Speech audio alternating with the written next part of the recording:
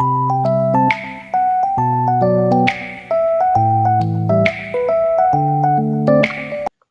adalah susunan bilangan, simbol, atau ekspresi lain yang disusun dalam baris dan kolom membentuk sebuah persegi panjang. Tujuannya ialah untuk menyederhanakan penyelesaian masalah matematika yang kompleks, terutama dalam persamaan linear. Matriks membantu kita dalam mengatur, menyelesaikan, dan menganalisis persamaan yang melibatkan banyak data, variabel, atau dimensi. Ordo matriks. Ordo atau ukuran suatu matriks dinyatakan dalam ordo M kali N, di mana M adalah jumlah baris dan N adalah jumlah kolom, yaitu jumlah baris dikali jumlah kolom. Contohnya ialah seperti yang tertera di video ini.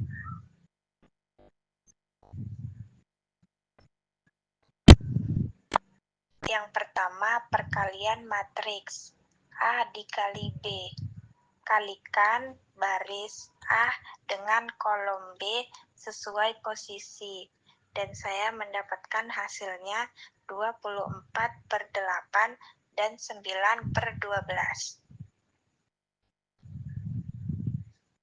Yang kedua, sistem persamaan linear dengan menggunakan metode matriks, yaitu X dikurang 2Y sama dengan 7, dan 3X ditambah Y sama dengan 0.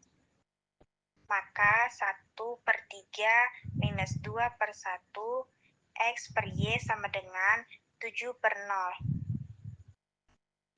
Dan hasilnya X sama dengan DX per DA ditambah 7/7 sama dengan 1. Dan Y sama dengan DJ per DA ditambah minus 21/7 sama dengan minus 3.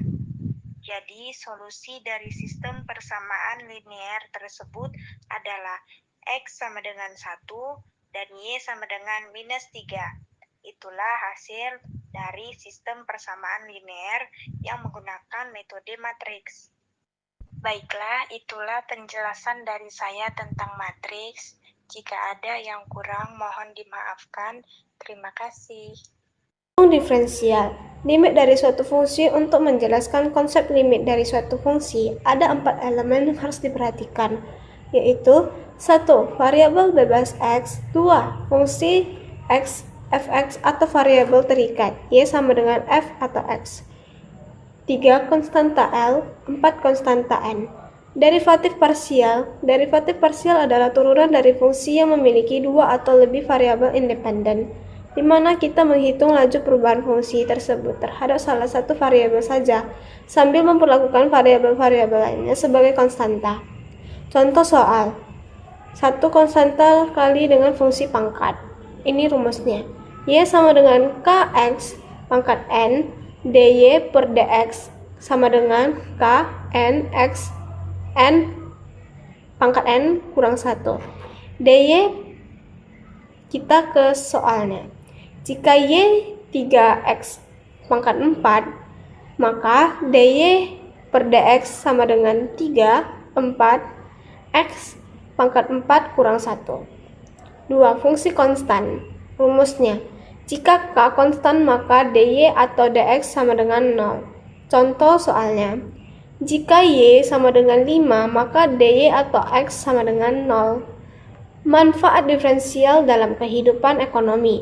Diferensial sebagai bagian dari kalkulus memiliki manfaat yang sangat besar dalam berbagai aspek kehidupan ekonomi, baik dalam skala mikro atau individu dan perusahaan, maupun makro, pemerintahan dan pasar secara keseluruhan. Berikut adalah manfaat-manfaat utamanya. Optimali bagi perusahaan atau produsen. Maksimalisasi keuntungan. Diferensial membantu perusahaan menemukan tingkat produksi atau penjualan akan menghasilkan keuntungan tingkat tinggi, sasi sumber daya dan keuntungan. Meminimalisasi biaya. Perusahaan dapat menggunakan diferensial untuk mengidentifikasi kombinasi input atau tenaga kerja, modal, dan bahan baku yang paling efisiensi untuk memproduksi output tertentu dengan biaya terrendah.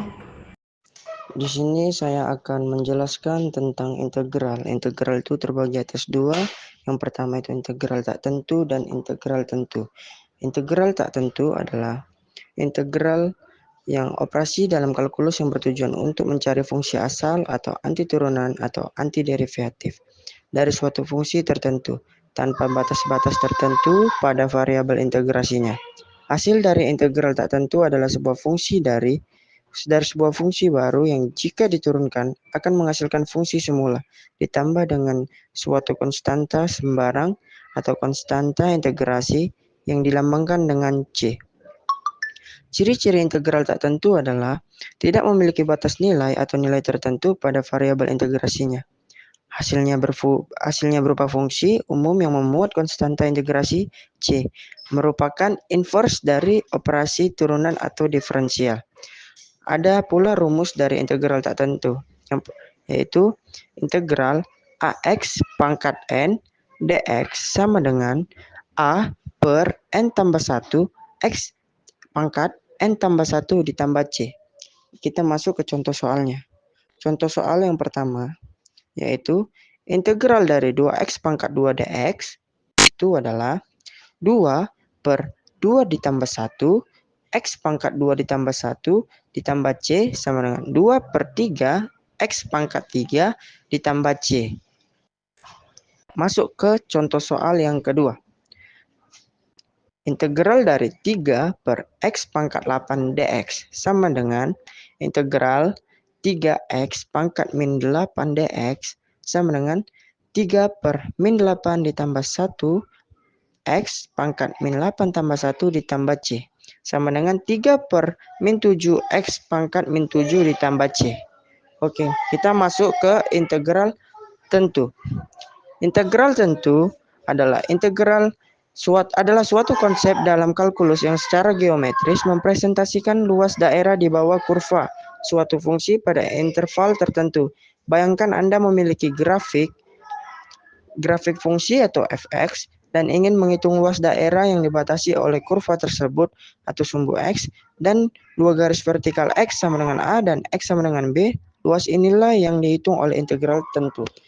Rumus integral tentu itu adalah integral x dx sama dengan integral 1x pangkat 1 dx sama dengan 1 per 1 tambah x pangkat 1 tambah 1 tambah c. Contoh soalnya adalah integral dari 6x pangkat 2 dx dengan batas atas 2 dan dengan batas bawah 0 sama dengan 6 per 2 tambah 1 x pangkat 2 tambah 1 dengan batas atas 2 dan batas bawah 0 sama dengan 6 per 3 x pangkat 3 dengan batas 2 dengan batas atas 2 dan atas batas bawah 0 sama dengan 2x pangkat 3 sama dengan 2 dikali 2, x-nya itu diubah menjadi angka 2 dan 0. 2 dikali 2 pangkat 3 dikurang 2 dikali 0 pangkat 3 sama dengan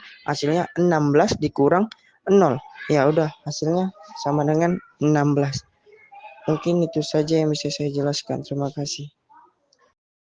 Di sini saya akan menjelaskan tentang integral 2. Yang pertama ada elastisitas permintaan, yaitu suatu koefisien yang menjelaskan besarnya perubahan jumlah barang yang diminta akibat adanya perubahan harga. Nah, bisa kalian lihat rumus yang ada di dalam kotak tersebut, itu adalah rumus dari elastisitas permintaan. Dan kita lanjut ke contoh soalnya, yaitu fungsi permintaan akan suatu barang ditunjukkan oleh persamaan QD sama dengan 25 minus 5P pangkat 2. Dan pasar P-nya adalah 5. Dan kita akan menjawab sama-sama.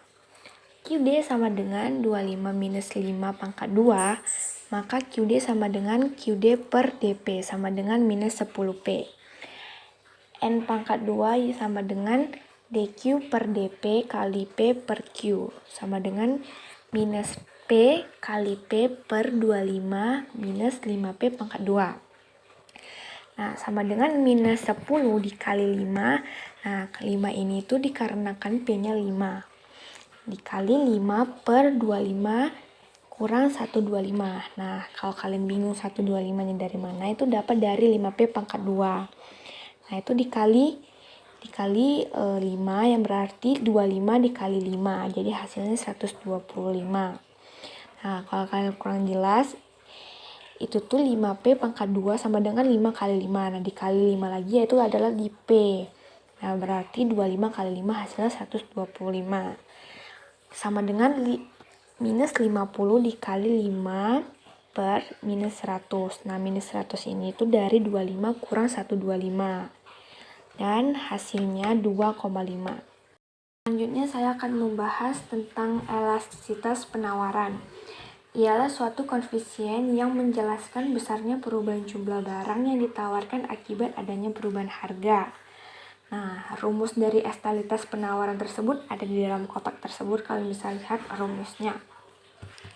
Kita akan lanjut ke contoh soalnya, yaitu fungsi penawaran akan suatu barang ditunjukkan oleh persamaan QS sama dengan minus 100 tambah 6P kuadrat, dan P-nya adalah 5.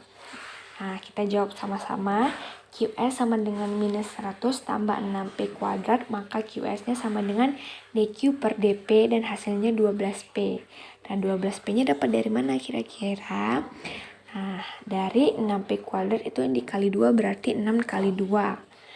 N pangkat S sama dengan DQ per DP dikali P per QS sama dengan 12P kali P per minus 100 tambah 6P kuadrat. 12 kali 5 kali 5 per minus 100 tambah 6P kuadrat sama dengan 60 kali 0,1. Hasilnya 6. Nah, kalau kalian bingung dari mana hasil 0,1-nya, hasil 0,1-nya itu dari minus 100 tambah 150. Hasilnya 50. Sedangkan 5-nya dari mana? Nah, 5 itu dari P yang di atas tersebut. Jadi 5 bagi 50 hasilnya 0,1. Seperti itu. Dan sedangkan 60-nya tersebut adalah 12 dikali 5. Jadi hasilnya 60. 60 dikali 0,1 hasilnya 6. Fungsi linear. Fungsi linear adalah hubungan matematis antara sebuah variabel dengan variabel yang lain. Fungsi linear juga bisa digunakan pada kehidupan sehari-hari, seperti menghitung biaya kegiatan produksi dan lain-lain.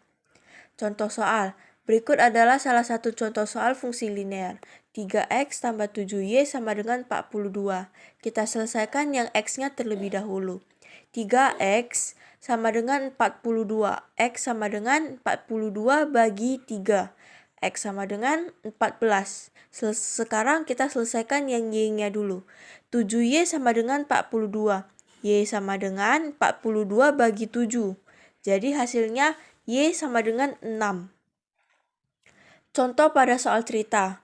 Pak Dedi adalah peternak telur ayam kampung. Ia mencatat jumlah telur yang dihasilkan setiap minggu. Pada minggu kedua, ayamnya menghasilkan 40 butir. Dan pada minggu kelima, hasilnya adalah 52 butir. Setelah dianalisa, hasil produksi telur membentuk sebuah garis lurus. A. Tentukan persamaan garis lurus yang menunjukkan hubungan antar minggu dan jumlah telur yang dihasilkan. B. Berapa butir telur yang dihasilkan pada minggu ke-8? Jadi jumlah telur yang dihasilkan adalah Y sama dengan 4X tambah 32. Dari mana hasilnya? Kita masukkan rumusnya. Y sama dengan Y1 per Y2 kurang Y1. Sama dengan X kurang X1 per X2 kurang X1. Y itu kita ibaratkan jumlah butir telur. Dan X itu kita ibaratkan sebagai hari minggu, sebagai hari. Jadi tinggal masukin angka dari sana. Ujungnya Y kurang 40 sama dengan 12 per 3, buka kurung X kurang 2. Y kurang 40 sama dengan 12 bagi 3 itu adalah hasilnya 4. X kurang 2. Y kurang minus 40 sama dengan 4X kali 8. Y sama dengan 4X kurang 8 tambah 40. Jadi Y hasilnya adalah 4X tambah 32. Yang ditanyakan adalah pada minggu ke-8. Jadi kita masukkan rumus dari sana. Y sama dengan 4 X-nya itu kita masukkan adalah pada minggu keberapa. Jadi 4 kali 8 tambah 32. Hasilnya 32 tambah 32, Y sama dengan 64. Jadi hasil telur yang dihasilkan pada minggu ke-8 adalah 64 butir telur.